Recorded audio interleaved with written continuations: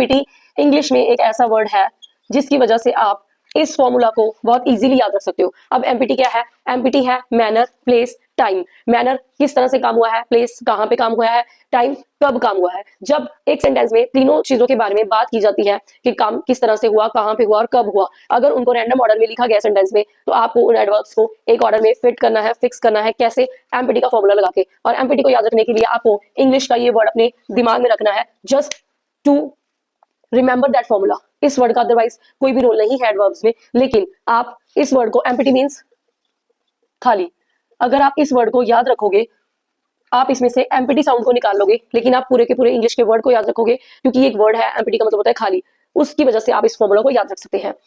Manner, place, time.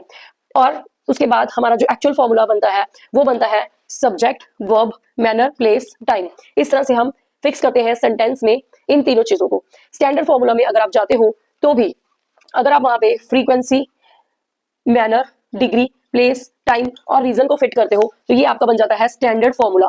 और एक sentence में सारी की सारी जो काइंड्स है वो नहीं आती, कभी भी नहीं आती। 2, 4 मैक्सिमम 5 एडवर्ब्स एक सेंटेंस में आ सकते हैं, उससे ज्यादा नहीं आते। अगर 6 भी आते हैं तो उनका स्टैंडर्ड ऑर्डर क्या रहता है?